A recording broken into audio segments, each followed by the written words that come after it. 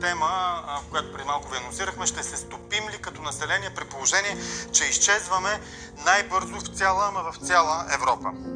След около година България под 7 милиона. Наистина ще паднем ли под тази сякаш психологическа граница? По-вероятно да, ако се вярва на статистика. Все гледаме статистиките.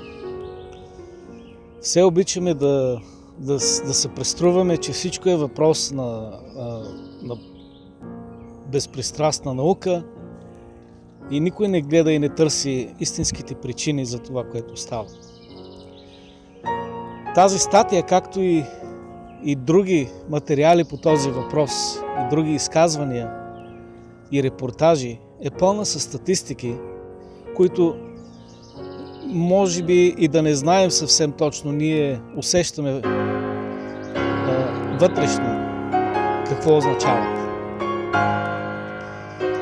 И сигурен съм, че всеки от нас има място в сърцето си, където го боли от това нещо.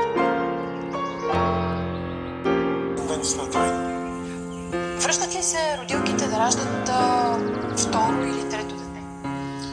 Значи да, връщат се. Има доста жени, които раждат второ дете, но за съжаление имаме много, които напускат града и страната по икономически причини и отиват на друго място и там раждат.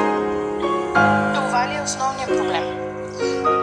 Ами, това е основният проблем и всички го знаем. Икономическият спад в страната се отразява най-много тук при нас, значи безработицата, липсата на работа е основният проблем, който води до траен спад на раждаемостта. Това се усеща при нас в училища, в детски градини, всякъде. Тревожна така тенденция. Прав е докторът. Това е причината. И всички я знаем. Икономическа несигурност ли, липса на пари ли, това го... Аз бих искала да кажа още нещо. Не е само това, че влизат все по-малки контингенти жени, които са в състояние, които биха раждали тук децата си. От тези 260 хиляди, които намаляха отделният контингент, 114 хиляди ги няма, просто защото са на Западна Европа, в Щатите, на други места по света. Там раждат и влизат в децата си. тяхната статистика. Точно така. Фактически, това, което пък ние имаме от 2007 година насам, или поне от 2010 година насам, е, че горе-долу 18% от децата ни, които завършват средно образование, отиват да учат на Запад и после не се връщат тук. И повече момичета, повече жени отиват там. Секунди имаме. Кажете ми простичко, имате ли обяснение? Окей, Ирландия и Люксембург са доста с по-добър стандарт. А ето и лъжата, която се опитва да се промъкне тук. И е важно да се отбележи и да се забелязват изказвания и нагласи, които се опитват да се пробутват по този начин. Госпожата се кани да обясни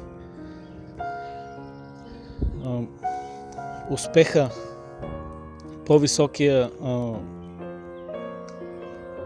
приръст на населението в Ирландия, в страните, които са начело в Европа по приръст. Тя ще се опита да го обясни с имиграция.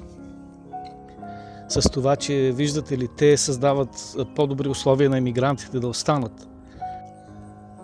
От няколко години насам ни пробутват, или поне се опитват да ни пробутват лъжата, че демографската криза в България ще се реши от имиграция, от мигрантите, които внасят в индустриални количества по не съвсем ясни причини. Без дори дума да отварят за децата ни, които съзнателно биват прогонвани от страната. Може би точно за да отворят място за чужденци. България катастрофално обезлюдява. Като основна причина се очертава липсата на икономическа сигурност.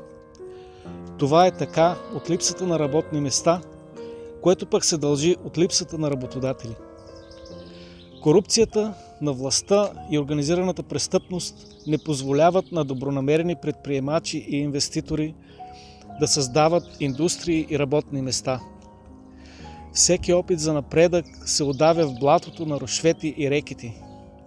Евросубсидиите и други външни финансирания създават пазар на корупцията, където всичко се върти около схеми за източване.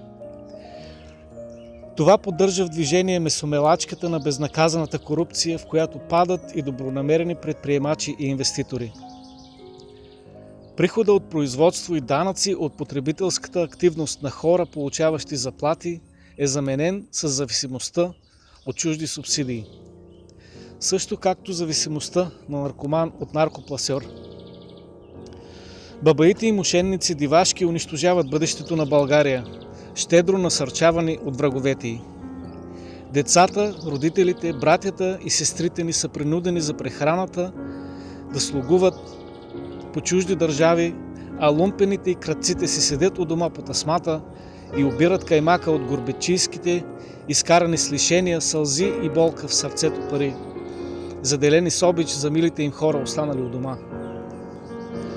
Образовани и способни млади хора бягат от перспективата да живеят в унизителна зависимост от безскрупулни, емоционално и умствено извратени садисти, без капка морал или почтеност. И накрая, запитайте се, кой има интерес от това всичко да продължава? Кои са враговете на България, които насърчават и подпомагат тази лудост? Отговорът не е труден.